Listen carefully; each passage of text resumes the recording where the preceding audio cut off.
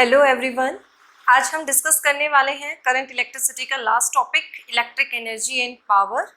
As we know कि जब circuit के अंदर करंट फ्लो करता है, पोटेंशियल डिफरेंस मेंटेन होता है, then charge flow from one point to another point, और we can say from high potential to low potential current का फ्लो होता है।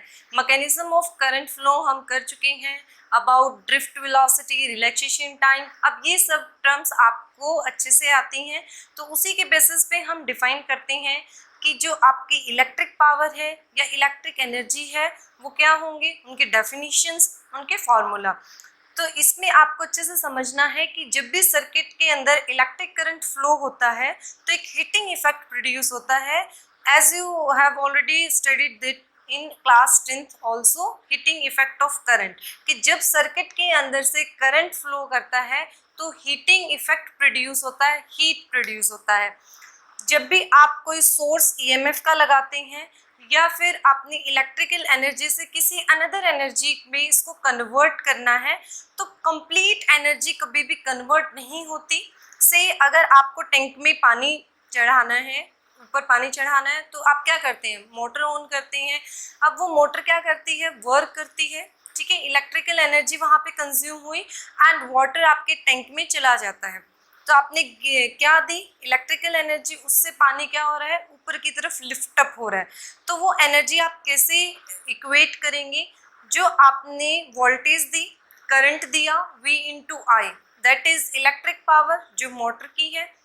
देन अब जो वर्क डन है वो कैसे निकालेंगे कि कितना वर्क डन हुआ, bye using formula mgh, mass, gravity and the height.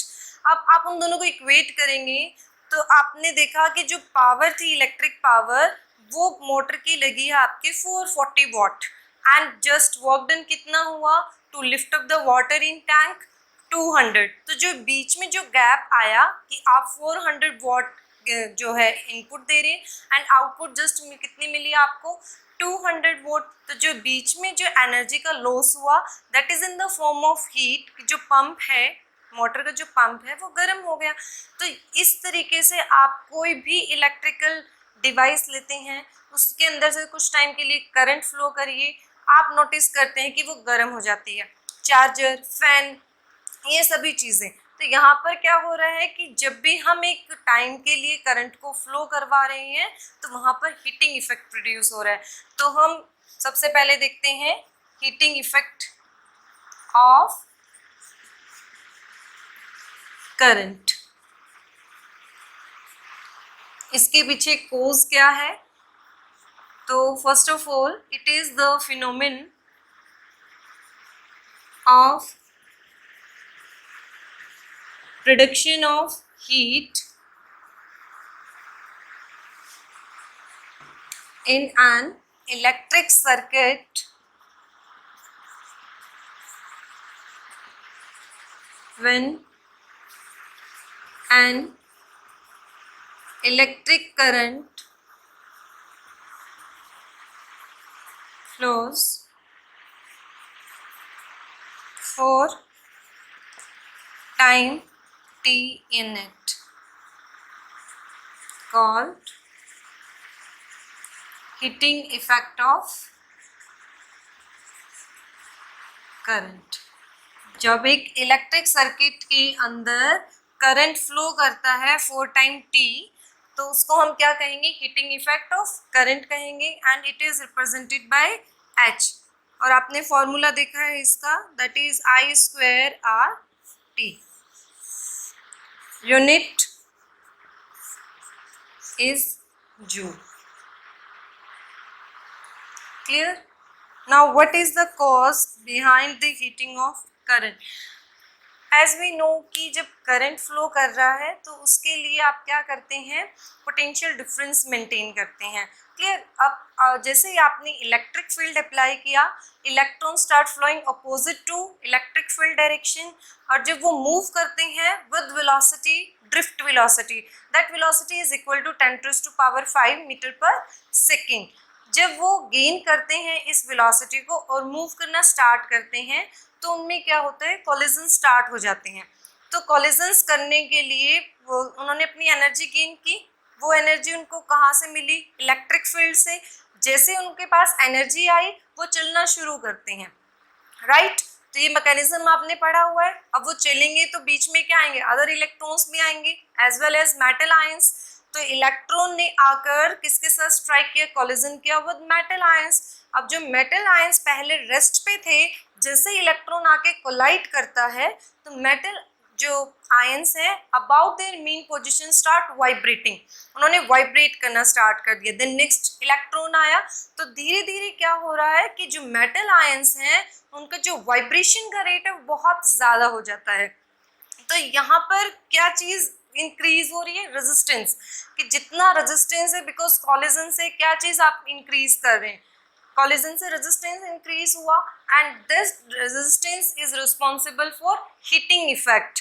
तो वहाँ पर जो एनर्जी है, जो काइनेटिक एनर्जी है, that whole convert into heat energy. तो एक एनर्जी का दूसरी एनर्जी में कन्वर्जन हो रहा है। Clear this point? पहले क्या है? पोटेंशियल एनर्जी डिक्रीज हो रही है, that potential energy is converted into kinetic energy. Kinetic energy किसकी इंक्रीज हुई? मेटल आयंस की। Then they start vibrating about their mean position more violently, then this kinetic energy is converted into heat energy। तो ये सब किसकी वजह से हो रहा है? collisions की वजह से। ये collision ने क्या increase किया? resistance, and this resistance is responsible for heating effect। So when we flow current time t in an electric circuit, तो ये इफेक्ट आपका प्रोड्यूस होगा, 100% होगा। कभी ऐसा नहीं होता कि कोई भी आप मशीन ऑपरेट कर रहे हैं, इलेक्ट्रिक सर्किट कर रहे हैं and without any loss of heat वो आपको कन्वर्ट करके देगा एक एनर्जी को दूसरी एनर्जी में। ऑलवेज जब भी कन्वर्जन होगा, either chemical energy into electrical energy into mechanical, और समवेयर हर टाइम क्या हो रहा है? हीट एनर्जी यहाँ पर प्रोड्यूस हो रही है। और ये होना भी चाहिए, अदरवाइज क्या होगा? आपका जो सर्किट है उसमें ज़्यादा करंट फ्लो करेगा, ज़्यादा करंट फ्लो करने से आफ्टर सम टाइम वो क्या हो जाएगा? बर्न हो जाएगा। तो हीटिंग इफेक्ट से कुछ एनर्जी का डिसिपेशन भी मस्ट है। सो दिस इज द मैकेनिज्म कि आपका हीटिंग इफेक्ट ऑफ करंट कैसे प्रोड्यूस होता है। इसका कोज क्या है? कोज इसका होता है collisions, and due to collisions resistance increase होगा, एंड रेजिस्टेंस इंक्रीज होने से हीटिंग इफेक्ट प्रोड्यूस होता है। क्लियर? अब आपको पता होना चाहिए कि हीटिंग इफेक्ट क्यों प्रोड्यूस होता है। जब इलेक्ट्रिक करंट प्रोड्यूस होता है, इलेक्ट्रिक करंट फ्लो करता है एक सर्किट के अंदर, तब आपका हीटिंग इफेक्ट आता है। Now next topic is heat produced by electric current, or it is also known as Joule's law। Joule ने ये बताया था, सो इन ऑनर ऑफ जूल इसको लॉ दिया गया, joules law. So first of all consider in electric circuit, this is resistance R, A point A, this is B point, and a source of potential is here whose voltage is V, and current is flowing from positive to negative in this direction. So this is current I flowing like this.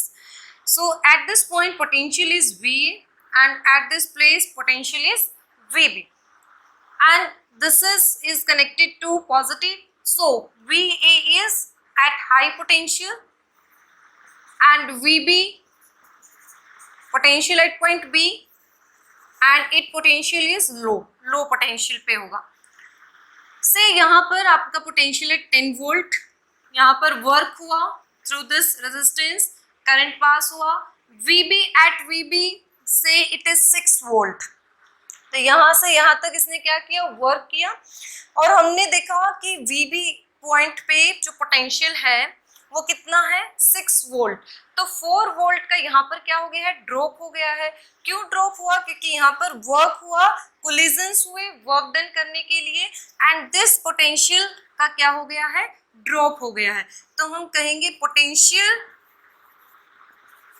Decreases by amount. कितनी amount से potential यहाँ पर decrease हुआ? VA and VA minus VB, this is 6 and this is 10, तो कितना decrease हुआ, -4. But as we know this potential is high, VA is greater than VB. यहाँ पर आपका आंसर किस में आएगा, माइनस में. ठीक है, अगर जनरली हम इसको पढ़ते हैं तो आपने फॉर्मूला देखा था कि जो पोटेंशियल है that is equal to work done per unit charge. ठीक है, सेकेंड चैप्टर में आपने देखा. अब जो वर्क डन है वो कितना होगा, Q into V. Clear. Now work done is equal to minus QV. That shows कि यहाँ पर क्या डिक्रीज हुआ, पोटेंशियल डिक्रीज हुआ व्हेन करंट फ्लो, जब करंट आपका फ्लो हो रहा है from point A to point B. Clear. Then potential decreases by this amount. Now ये जो डिक्रीज हुआ वो किसके इक्वल होगा, वर्क डन. यहाँ पे अगर ये -4 आया है तो ये -4 क्या शो कर रहा है कि इतना यहाँ पर वर्क डन हुआ करंट को फ्लो होने में from point A to point B. Now this term is clear to you. Now जो डिक्रीज हुआ है वो क्या कर रहा है, यहाँ पर हम देखते हैं कि जो करंट फ्लो हो रहा है वो ड्रिफ्ट वेलोसिटी. तो इलेक्ट्रिक फील्ड जब हमने यहाँ पर लगाते हैं, इलेक्ट्रिक फील्ड क्या करता है कि ड्रिफ्ट करता है इलेक्ट्रॉन्स को. बट वो जो इलेक्ट्रॉन्स हैं वो काइनेटिक एनर्जी गेन नहीं कर पाते. क्यों नहीं गेन कर पाते, बिकॉज नेक्स्ट कॉलिजन में वो अपनी एनर्जी को लूज कर देते हैं. तो काइनेटिक एनर्जी किसकी इंक्रीज होगी, जब वो कोलाइड करते हैं मेटल आयंस के साथ. तो यहाँ पर ये पॉइंट बहुत ही इंपॉर्टेंट है कि जो इलेक्ट्रॉन्स हैं जब वो गेन करते हैं एनर्जी को, वो लूज कर देते हैं नेक्स्ट कॉलिजन में, suffer frequent collisions. And in this manner metal ions gain energy and that energy is kinetic energy of metal ions, and we can calculate this kinetic energy minus of V. मतलब जो potential energy उसने loose की है वही किसमें gain होगी, kinetic energy में, by using conservation of energy. By conservation of energy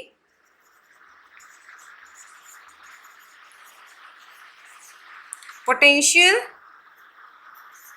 decrease in potential energy is equal to gain in kinetic energy. ठीक है, यहाँ पर गेन है तो हम इसको क्या लेंगे, negative of this. So this is QV. ठीक है, अगर आप Q को रिप्रेजेंट करना चाहते हैं in terms of current, then current is I is equal to Q by T, और this is equal to IT. Put the value for Q and we have V, I and T. That shows kinetic energy gained by metal ions. Metal ions ने जब energy gain किया है तो वो क्या कर रही हैं, फ्रीक्वेंटली अपनी मेन पोजीशन के अबाउट वाइब्रेट कर रहे हैं. And that increase the temperature of the conductor. Temperature increase होने से हीट एनर्जी प्रोड्यूस हुई, and heat energy is equal to VIT. Clear this term, क्योंकि जितनी भी काइनेटिक एनर्जी थी वो किस में कन्वर्ट हो जाती है, हीट एनर्जी में. तो यहाँ से हमें हीट एनर्जी का फॉर्मूला मिला VIT. Now heat produced by electric current we have H is equal to VIT. Another form we can convert V equal to IR according to Ohm's law. So this formula is square RT, or in terms of voltage, if I want to represent this, V square T by R. So there are three formulas for heat production. We can use this formula according to requirement when we give values in terms of VI, only in terms of I and R, and if voltage is given then we have to use this formula. Next topic is electric power. तो आपने power का definition पढ़ा है, power is work done in given time और rate of doing work is known as power. तो यहाँ पर word आया इलेक्ट्रिक पावर। इट मीन्स जब आप चार्ज के साथ डील कर रहे हैं, करंट के साथ डील कर रहे हैं, वहां पर इलेक्ट्रिक पावर को आप कैसे डिफाइन करेंगे? So it is the rate of doing work by a source of EMF in maintaining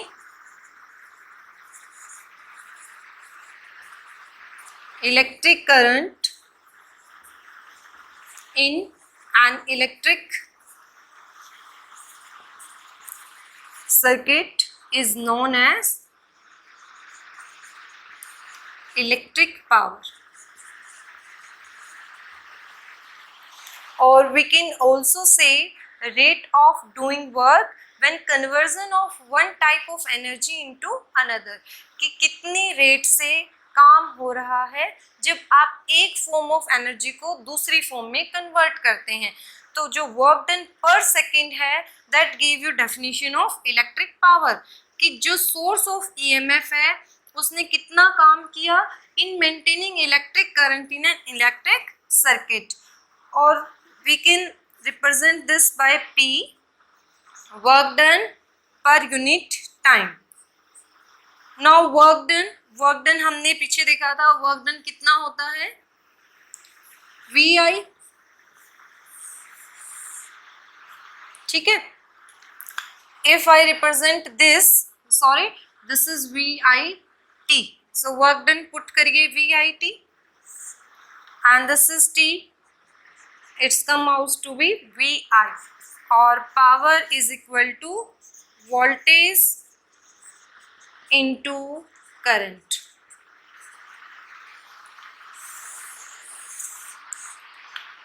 Second form is I square R, and third formula is power is equal to V square by R. तो ये भी आप convert करके इस फॉर्मूले को ऐसे लिख सकते हैं in terms of current and resistance, and when we want to represent power in terms of voltage and resistance then use this formula. Now what is the unit for power? Unit is watt represented by capital W, or for practical units we use kilowatt or megawatt. Practically we use this units kilowatt and megawatt.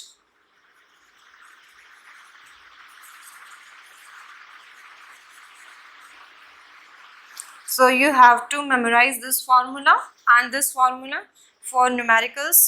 So this is electric power. Next definition is electrical energy. It is the total work done by the source of EMF in maintaining an electric current in a circuit for a given time is called electrical energy consumed in the circuit. यहाँ पर आपको word use करना है total work done. Total work done that is equal to VIT. Clear? Or it is power into time that represent electric energy. ठीक है, तो जितना work done हुआ by the source of EMF in maintaining an electric current in that circuit, जितना total work done होता है, and work done is equal to power into time, and its unit is, अब work है तो हम इसको किससे रिप्रेजेंट करेंगे? जूल. And practical units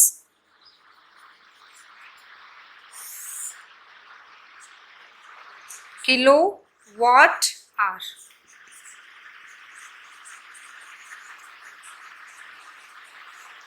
जो आपका इलेक्ट्रिकल बिल है जो बोर्ड ने सेट किया हुआ है वो किस में आता है? आपका किलोवाट आवर में आता है. बिगर यूनिट्स है इसलिए हम इसको यूज़ करते हैं. आप चेक भी कर सकते हैं जब आपका इलेक्ट्रिक बिल आता है तो उसके अंदर किलोवाट आवर में आपको यूनिट्स जो है वो गिवन होती है। देन 1 यूनिट आपका कितना पेमेंट है उससे आप मल्टीप्लाई करके निकाल सकते हैं कि कितने यूनिट कंज्यूम्ड हुए आपके और आपका बिल कितना होगा। तो चेकआउट दिस किलोवाट आवर में आपको गिवन होगा units. So this is the definition of electric energy. Now next topic is power consumption in a combination of appliances.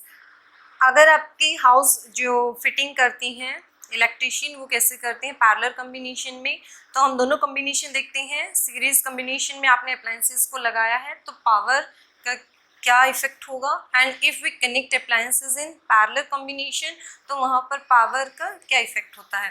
तो फर्स्ट इज सीरीज कॉम्बिनेशन। तो यहाँ पे आपने 3 बल्ब लिए हैं और उसको आपने सीरीज में लगाया।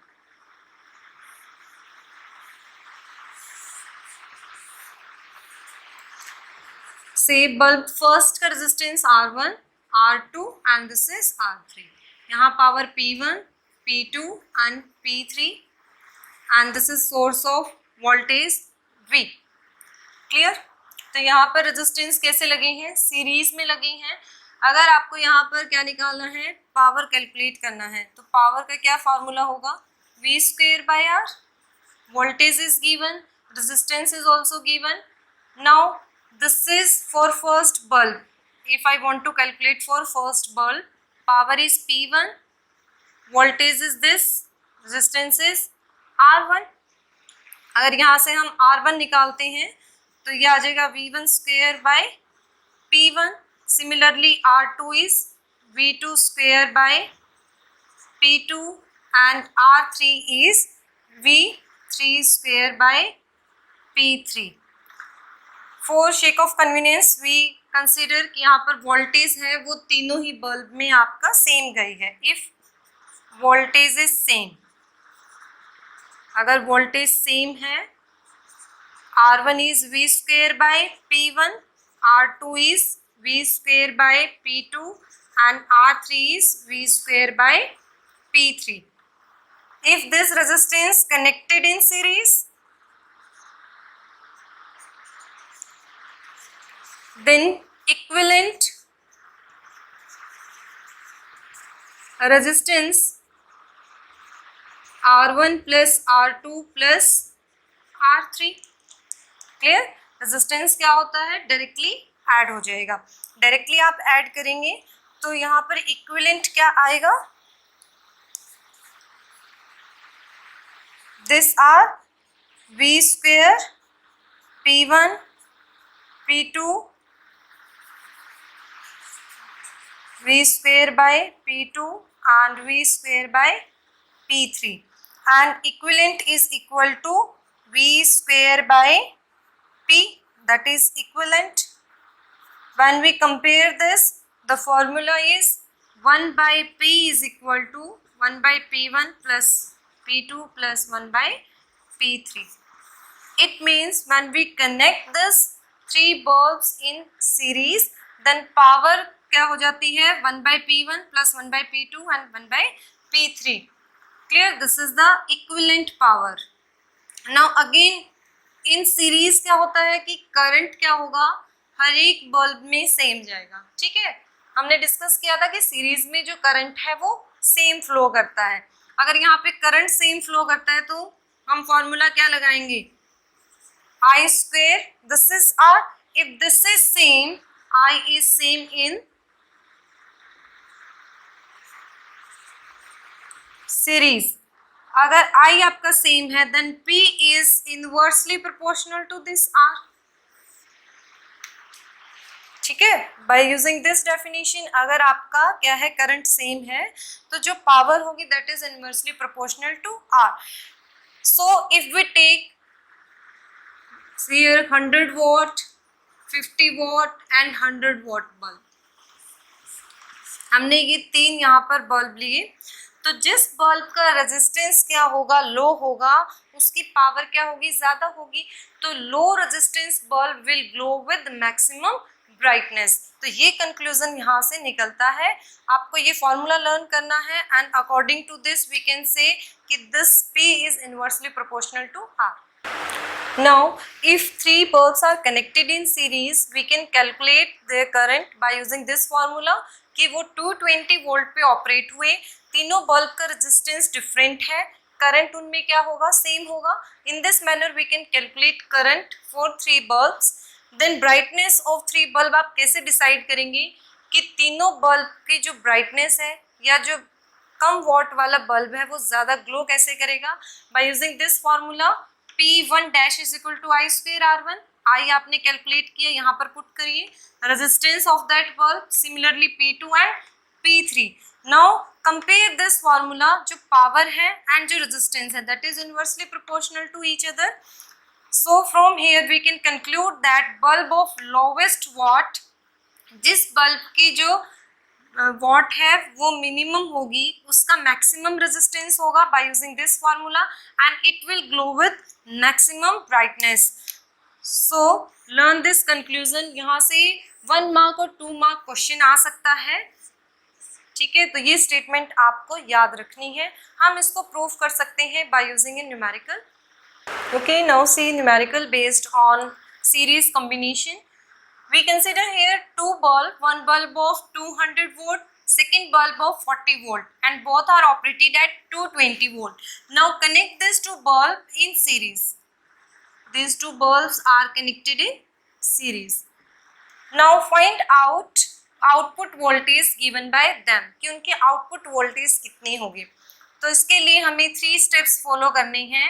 फर्स्ट स्टेप में हम क्या करेंगे, रेजिस्टेंस निकालेंगे of both bulb, resistance of both bulbs. Because I and V change हो सकता है जब आप सीरीज में या पैरेलल में कनेक्ट करते हैं बल्ब को, लेकिन एक ऐसा पैरामीटर है जो चेंज नहीं होता बल्ब का, दैट इज रेजिस्टेंस.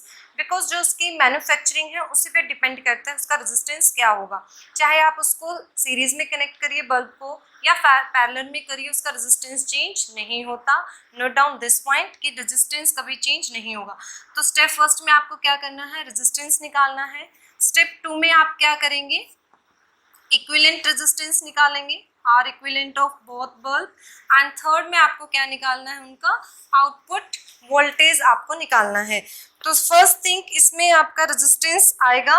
रेजिस्टेंस आप कैसे निकालेंगे, by using formula P is equal to V square by R. ठीक है, वोल्टेज आपको गिवन है, पावर गिवन है बल्ब की, R निकाल सकते हैं. तो R1 जब आप कैलकुलेट करेंगे that is V square bye P1. This is 220 and power is 200. तो इसको सॉल्व करने के बाद R1 की वैल्यू आएगी 242 ओम. ठीक है, सिमिलरली आप R2 कैलकुलेट करेंगे for second bulb, that is V square bye P2. 220 into 220 and P2 is given 40 and its resistance is 1210 ओम. ये आप कैलकुलेट कर लेंगे. उसके बाद हमें क्या निकालना है, R equivalent. R equivalent if both resistance are connected in series, तो आप डायरेक्ट क्या करेंगे, R1 प्लस R2, दोनों को प्लस करने के बाद आपका रेजिस्टेंस आएगा 1452 ohm. Clear this point. Now step third, calculate current. अब करंट क्यों कैलकुलेट करना है आपको, क्योंकि सीरीज में करंट क्या रहता है, सेम रहता है, तो आप इजीली वोल्टेज की वैल्यू निकाल सकते हैं. तो करंट के लिए आप यूज करेंगे V बाय R. ठीक है, voltage is 220 and R equivalent की वैल्यू कितनी आई, 1452 and current comes out to be 0.15 ampere. Clear. Now effective power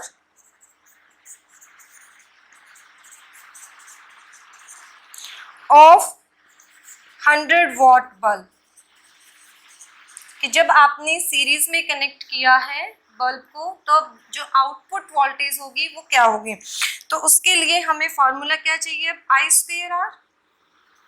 clear this thing. जब आपको करंट गिवन है, एंड सीरीज की बात हो रही है तो हम करंट वाला फॉर्मूला यूज करेंगे to calculate effective power, I square R. अब आई की वैल्यू कितनी आई है 0.15, इसका स्क्वायर करिए इनटू आर, R1 कितना है फर्स्ट के लिए, that is 242 and it's comes out to be 5.4 watt. ठीक है, similarly we can calculate effective power of 40 watt bulb, that is I square R2, I square 0.15 square and R2 is 1210 ohm and here it is 27.2 watt। ठीक है, तो यहाँ पर हमने दोनों देखे, उसके बाद कंक्लूजन देखिए क्या निकलेगा। पहले आपके पास कितना था फर्स्ट बल्ब की power 200 what, second bulb 40 what. जैसे आप उनको सीरीज में कनेक्ट करते हैं तो फर्स्ट जो बल्ब है 100 वॉट बल्ब, उसकी पावर कितनी आई 5.4 एंड 40 वॉट की कितनी आती है 27.2। इट मीन्स जो लो वॉट वाला है उसका रेजिस्टेंस क्या था, ज्यादा आया and it will glow more bright. ठीक है, तो यहाँ से हमने कंक्लूजन क्या निकाला, दिस आर इज दिस। ठीक है, जिसकी पावर ज्यादा होगी उसका रेजिस्टेंस कम आएगा एंड जिसकी पावर कितनी थी 200 वोल्ट, उसका रेजिस्टेंस क्या आया, कम आया 242 एंड जिसका पावर कम था उसका रेजिस्टेंस ज्यादा आया। एंड जब हम इफेक्टिव पावर निकालते हैं तो जो 40 वॉट बल्ब है उसकी पावर कितनी है 27.2 वॉट। तो इस बेसिस पे आप क्या कंक्लूजन निकालते हैं कि जो लो वॉट बल्ब है when connected in series that have high resistance and will glow with maximum brightness। Now this is clear to you कि आप न्यूमेरिकल की हेल्प से कैसे प्रूव कर सकते हैं कि आपको वो जो स्टेटमेंट दिया है वो कैसे आप क्लियर करेंगे। Now next topic is power consumed in parallel combination। Here I take 3 bulbs whose power is P1, P2 and P3 and these bulbs are connected in parallel combination and same voltage V is applied। Now in parallel combination voltage in this bulb and in this bulb will remain same, current vary karega through this bulb, second bulb and third bulb। Now if I write the formula for R, that is V square by P1, R2 resistance V square by P2 and R3 is V square by P3 and in parallel combination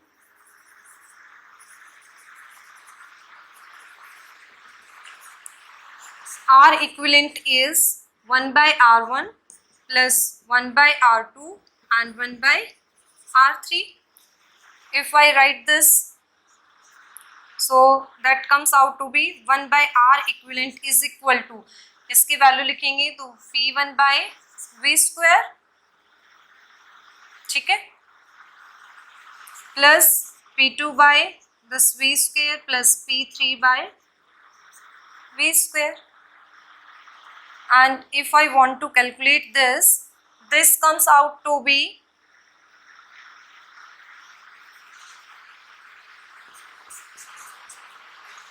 right in this manner, V square by P2 and this is V square by P3।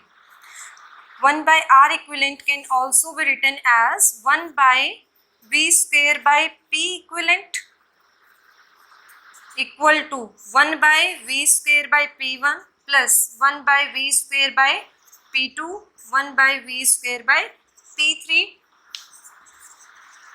Then P equivalent is equal to P1 plus P2 plus P3। It means in parallel combination power will add up like this P1, P2, P3। If more bulb are there then add like up to Pn। So in case of series combination power क्या हो रही थी 1 by P1 plus 1 by P2 and 1 by P3। In parallel combination direct ये क्या हो रही है, add हो रही है। सो आपके जो हाउस होल्ड सर्किट्स जितने भी बनाए जाते हैं उसमें आपका जो कॉम्बिनेशन है, कनेक्शन है, वो पैरेलल में किया जाता है सो दैट वहाँ पर पावर आपका सेम रहे। अदरवाइज सीरीज कॉम्बिनेशन में क्या होता है कि अगर आपका फर्स्ट बल्ब फ्यूज होता है देन वाले नेक्स्ट वाले भी नहीं चलेंगे, बिकॉज वहाँ पर क्या है, एक के बाद सेकंड में करंट जाता है देन थर्ड में जाता है। यहाँ पर आपको एक टाइम पे ही क्या मिलेगा, सब में अकॉर्डिंग टू रिक्वायरमेंट, जिस ऑपरेटर्स को कम करंट चाहिए उसको कम मिलेगा, सेकंड को कम मिलेगा, and all appliances are operated at the same voltage. Next, if we want to check bulb brightness in case of parallel combination, then use this formula P1 is equal to V square by R1, because in parallel combination voltage is same in each case, and if we want to calculate effective power then same आप procedure follow करेंगे जो मैंने numerical में किया, and in this case आप क्या करेंगे, resistance को पैरेलल में कंबाइन करेंगे एंड चेक आउट कि जो इफेक्टिव वोल्टेज है 100 वोल्ट बल्ब या 40 वोल्ट बल्ब किसकी ज़्यादा आती है। अब आपका रिवर्स केस आएगा, नाउ आपका 100 वोल्ट बल्ब क्या करेगा, ग्लो विद मैक्सिमम ब्राइटनेस, क्योंकि जब आप पैरेलल में रेजिस्टेंस को कंबाइन करते हैं तो वैल्यू कम आती है, जब आप सीरीज में करते हैं combination of resistance equivalent resistance तो वहाँ पर ज़्यादा आती है। तो यहाँ पर देखिए, as resistance of the highest wattage bulb is minimum, अगर रेजिस्टेंस हाईएस्ट वॉट का मिनिमम आएगा then it will glow with maximum brightness according to this formula. इसको आप अगेन सॉल्व कर सकते हैं सेम मेथड के साथ। अब जो क्वेश्चन आता है इस टॉपिक से, that is very important, frequently asked questions about कि बल्ब्स की वॉट गिवन होगी और आपसे पूछा जाएगा बल्ब आपका कौन सा ज़्यादा ग्लो करेगा with maximum brightness. So I take a case, a 100 watt bulb, 50 watt and 100 watt bulb. If I connected this in series, अगर मैं इसको कनेक्ट करती हूँ सीरीज में, तो कौन सा बल्ब आपका ज़्यादा ब्राइटनेस के साथ ग्लो करेगा। तो यहाँ पर मैंने क्या स्टेटमेंट दी थी आपको कि जो लो वोल्टेज होगा this 10 wattage has maximum resistance, so glow with maximum brightness। ठीक है, ये केस हुआ आपका सीरीज का। अब बात करते हैं हम पैरेलल में। अब पैरेलल में क्या स्टेटमेंट है, as resistance of highest voltage bulb is minimum, जो हाई वोट होगा दैट इज 100 वोट, उसका क्या होगा, has minimum resistance, so it will glow brighter. Clear this two cases. This question is very important, बहुत बार पूछा जाता है। सिंपल आंसर इसका होगा, आप कंपेयर करेंगे सीरीज में एंड पैरेलल में। यहाँ पर 10 वॉट बल्ब ज़्यादा ब्राइट करेगा in case of series, and in case of parallel 100 watt bulb ज़्यादा ग्लो करेगा। अच्छा, अगर इससे नेक्स्ट आपसे पूछा जाता है कि अगर करंट एक्सीड कर जाता है जो सेफ्टी लिमिट है तो कौन सा बल्ब फ्यूज होगा, तो सीरीज में कौन सा बल्ब फ्यूज होगा, फर्स्ट 10 वॉट। ठीक है, एंड अगर केस पूछा जाता है पैरेलल का कि अगर पैरेलल कॉम्बिनेशन में बल्ब लगाए हुए हैं and current will exceed safety limit, तो कौन सा बल्ब पहले फ्यूज होगा, तो वहाँ पर कौन सा बल्ब फ्यूज होगा, 100 वॉट। मतलब जो पहले ज़्यादा ब्राइट कर रहा था, ग्लो कर रहा था, वही पहले फ्यूज होगा इफ़ करंट लिमिट क्या हो जाती, exceed safety. So this is very important about this questions, power in case of series and parallel. Now some applications based on heating effect of current. Heating effect जहाँ पर dissipate करता है heat को, वही हमारे लिए यूज़फुल भी है जब हम उसको यूज़ करते हैं इलेक्ट्रिक फ्यूज़ बनाने में एंड इलेक्ट्रिक हीटर। अब आपको पता है heater, geyser, this all are based on heating effect कि इलेक्ट्रिसिटी उसने ली एंड उसको कन्वर्ट कर रहा है हीट एनर्जी में। In this case whole electrical energy is converted into heat energy. Yes, this is possible. तो फर्स्ट एप्लीकेशन आपका आता है electric fuse. It is a safety device जो हम यूज़ करते हैं घर में। सबके घर में बोला जाता है कि फ्यूज़ लगाना बहुत ही ज़रूरी है फॉर सेफ्टी पर्पज़। इस केस में क्या होता है कि मेन सर्किट में आप फ्यूज़ को सीरीज़ में कनेक्ट करते हैं, एक वायर होती है। तो इस वायर का क्या रोल होता है, जैसे ही करंट आपका हाई हो जाता है तो उस टाइम ये सीरीज़ में लगा हुआ है, तो हम इसको इस तरीके से डिज़ाइन करते हैं कि सेफ्टी लिमिट जैसे ही क्रॉस हुई ये मेल्ट कर जाता है। मेल्ट करने के बाद सर्किट ब्रेक डाउन होगा एंड ब्रेक डाउन होने के बाद आगे करंट पास नहीं होगा। In this manner we can save all the home appliances, जो आपके fridge, refrigerator, AC and fan, उनको आप बचा सकते हैं जब एक्सीड कर जाता है आपका करंट मेन सर्किट के अंदर। तो फ्यूज का उसमें क्या रोल है कि ये आपको क्या करता है, prevent household appliances from excessive current। ठीक है, कनेक्ट कैसे आप इसको करते हैं, connected in series with main circuit. Properties, क्या क्या प्रॉपर्टीज होनी चाहिए इसके पास, फर्स्ट हाई रेजिस्टेंस होना चाहिए। हाई रेजिस्टेंस होगा तो क्या होगा, इसके पास जो मेल्टिंग पॉइंट है उसका लो होना चाहिए, low melting point. Okay, high resistance क्यों रखा जाता है इसका, सो दैट कि जैसे इसके अंदर करंट आता है तो ये हीटिंग इफेक्ट के अंदर आ जाए, ये मेल्ट हो जाए। लो मेल्टिंग पॉइंट अगर हम इसका रखते हैं तो ये जल्दी से मेल्ट हो जाएगा, करंट है वो आगे नहीं जाएगा, क्योंकि यहाँ पर ब्रेकडाउन सर्किट का बहुत ही ज़रूरी है। सो यहाँ पर जो फ्यूज़ बनाया जाता है उसमें हम एलॉय यूज़ करते हैं टिन 63% एंड प्लस लेड 37%। तो इसमें एलॉय यूज़ होता है और उसको हमें ये प्रॉपर्टीज़ के बेस्ड पे डिज़ाइन करना है। सेकेंड आता है आपका इलेक्ट्रिक हीटर। इलेक्ट्रिक हीटर का काम भी क्या होता है कि जो आपको इलेक्ट्रिक एनर्जी मिली उसको हीट एनर्जी में कन्वर्ट करना है। तो यहाँ पर हम यूज़ करते हैं नाइक्रोम की wire, this is also alloy, और इसकी प्रॉपर्टीज क्या होंगी, again high resistance and second high melting point. यहाँ पर हाई रखना है कि हम नहीं चाहते कि वो मेल्ट हो। जो वायर उसके अंदर लगी होती हैं अगर उनके अंदर हीटिंग ज़्यादा आएगी तो वो मेल्ट नहीं होनी चाहिए। यहाँ पे हमारा पर्पस क्या है कि वो मेल्ट होना चाहिए, इसलिए हम क्या लगाते हैं, लो मेल्टिंग पॉइंट का यहाँ पर फ्यूज लगाते हैं। ठीक है, इन दिस केस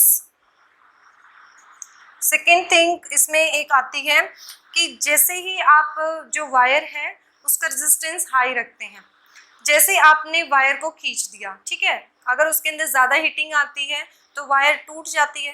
हम क्या करते हैं, वायर को खींच के फिर से ज्वाइन कर देते हैं। अब आप उसका रेजिस्टेंस क्या कर रहे हैं, लो कर रहे हैं। जैसे आपने रेजिस्टेंस उसका लो किया है वो फिर से मेल्ट होके क्या हो जाता है, ब्रेक डाउन हो जाता है। तो जितना आप वायर को छोटा करते जाते हो वो क्या होता है, जल्दी जल्दी मेल्ट होता जाता है। ये आप ऑब्जर्व भी करते हैं कि जब भी आपका हीटर ख़राब होता है आप वायर को खींचते हैं एंड फिर से ज्वाइन कर देते हैं। तो आप इस तरीके से उसका रेजिस्टेंस क्या कर रहे हैं, कम कर रहे हैं, जिसकी वजह से वो बार बार फिर से जल जाता है। सो this is electric heater, electric fuse. ये आपकी दो प्रॉपर्टीज़ हैं जो आपको लर्न करनी है। अब बड़ा एक बेसिक क्वेश्चन आता है कि जैसे आप गीज़र ऑन करते हैं तो आपके जो बाथरूम का बल्ब है वो डिम हो जाता है। जनरली ये क्वेश्चन पूछा ही जाता है। या आपने कोई भी इलेक्ट्रिक हीटर ऑन किया, रेफ्रिजरेटर या एसी करते हैं तो उस रूम की लाइट है वो डिम हो जाती है। तो एक्चुअली क्या होता है ऐसा कि जिस वजह से आपके बल्ब हैं वो डिम हो जाते हैं। तो दो यहाँ पर हम पॉइंट्स लेते हैं, मेन सर्किट जहाँ से आपकी वायर आती हैं वो कैसे आप कनेक्ट करते हैं, इन दो वायर्स के बीच में पैरेलल में ऐसे आपने बल्ब लगाया, फिर आप क्या लगा देते हैं, यहाँ पे फैन लगा देते हैं, देन इन दोनों पॉइंट से आपने क्या कर दिया, एसी कनेक्ट कर दिया, देन गीज़र कनेक्ट कर दिया। तो आपने हाउस होल्ड में जितने भी अप्लायंसेस लगाए हैं वो पैरेलल कॉम्बिनेशन में लगाए हैं। क्लियर, तो यहाँ पे आपके घर से क्या आ रही है, 220 वोल्ट। क्लियर, यहाँ से आई करंट आया तो से बल्ब ने अपना करंट ले लिया I1, फिर फैन ने करंट लिया I2, यहाँ पर एसी ने करंट लिया I3, गीजर ने लिया यहाँ पर I4। जितने अप्लायंस आप इसके बीच में कनेक्ट कर रहे हो तो करंट वो सब अपना अपना करंट यहाँ से विड्रॉ कर रहे हैं and operating on the voltage, same voltage 220 volt, because parallel में वोल्टेज क्या रहती है, सेम रहती है, करंट अकॉर्डिंग टू जो ऑपरेटेड है उनकी उसके रेटिंग के अकॉर्डिंग यहाँ पर कंज्यूम होता है करंट। तो यहाँ बताइए करंट अगर मैं इसकी बात करती तो I1, यहाँ करंट अगर गया तो I1 प्लस I2। ऐसे करंट क्या होता है, जितने आप लोड बढ़ाते जा रहे हो उतना यहाँ पर करंट क्या होता जा रहा है, ऐड होता जा रहा है। फिर से समझिए इसको, जितना आप लोड घर में अटैच करते जा रहे हो उसके अकॉर्डिंग यहाँ पर करंट की वैल्यू क्या हो रही है, इंक्रीज होती जा रही है। आप और करंट एक्सट्रैक्ट कर रहे हो, तो यहाँ तक कितना करंट हो गया, I4। अब आपने बाथरूम के अंदर यहाँ पे बल्ब भी लगाया, उसके अंदर कितना गया, I5 गया। ठीक है, इसका रेजिस्टेंस R1, इसका resistance R2, R3 and R4। तो आपने एक फॉर्मूला किया था V is equal to E minus IR। अगर ये I की वैल्यू इंक्रीज करती है, I1 plus I2 plus I3 plus I4, अगर आप ये इंक्रीज करते जा रहे हो तो EMF से माइनस क्या हो रहा है, माइनस होके वैल्यू क्या हो रही है, इंक्रीज हो रही है। से दिस इज 100। ठीक है, अगर आपने यहाँ पे लगाया I1 की वैल्यू से 4 थी तो वोल्टेज कितनी होगी, 96। आपने करंट और बढ़ा दिया इनटू रेजिस्टेंस, तो वैल्यू कितनी हो गई, से यहाँ पर हो गई 694। तो ये वैल्यू क्या होती जा रही है, डिक्रीज होती जा रही है। तो पहले 220 वोल्ट सबको मिल रहा था, जैसे आपने लोड इंक्रीज किया है या आपने जो हाई वोल्टेज पे ऑपरेट होता है वो अप्लायंस ऑन किया है, तो यहाँ IR की वैल्यू क्या हो गई, ज्यादा। अगर इसमें से हम ये सब्ट्रैक्ट कर देते, ये वैल्यू क्या हो रही है, डिक्रीज हो रही है। इट मीन्स यहाँ पर जब आप ऑन करते हैं गीजर, तो गीजर क्या लेता है, हाई वोल्टेज, तो जो बल्ब है वहां से क्या हो गई है, वोल्टेज कम हो गई है, तो वो क्या हो जाता है, डिम हो जाता है। But after some time stabilize हो जाता है एंड देन आपका बल्ब फिर से सेम ब्राइटनेस के साथ ग्लो करता है। ये जस्ट फॉर ए मोमेंट होता है। ऐसे जब आप कार स्टार्ट करते हैं तो उसकी जो हेडलाइट्स है उसकी लाइट डिम हो जाती है। सेम आप वहाँ पर एक्सप्लेनेशन देंगे कि जैसे ही आप लोड इंक्रीज कर रहे हैं तो करंट की वैल्यू इंक्रीज होने से वोल्टेज में ड्रॉप होता है। Due to this voltage drop bulb will glow with dimness, वो डिम आपका ग्लो करता है। और ये आपने ऑब्जर्व भी किया होगा, जैसे गांव में क्या करते हैं, दो लाइन से आगे अटैच करते जाते हैं, सेम गांव की लाइट पूरी 2 वायर से कनेक्टेड है, देन उन्हीं वायर्स को खींच के, इन्हीं 2 वायर्स को खींच के उन्होंने दूसरे गांव में लाइट को क्या कर दिया, एक्सटेंड कर दिया इलेक्ट्रिसिटी की वायर्स को, तो उस गांव की लाइट क्या रहती है, डिम रहती है। तो वही रीजन है कि वो सेम वोल्टेज की वायर को क्या कर रहे हैं, आगे एक्सटेंड कर रहे हैं। अगर ये आप लोड इंक्रीज करते जाओगे तो वोल्टेज क्या होती जाती है, कम होती जाती है। तो ये एप्लीकेशंस हैं हीटिंग इफेक्ट की। तो जनरली आपके यहाँ से 2 मार्क्स का क्वेश्चन ही पूछा जाता है, थ्योरी बेस एंड न्यूमेरिकल्स इसके इम्पॉर्टेंट हैं। फॉर्मूला आपको वही यूज करने हैं, V²/R और I²R according to given data. So this is the last topic of your chapter current electricity. Thank you.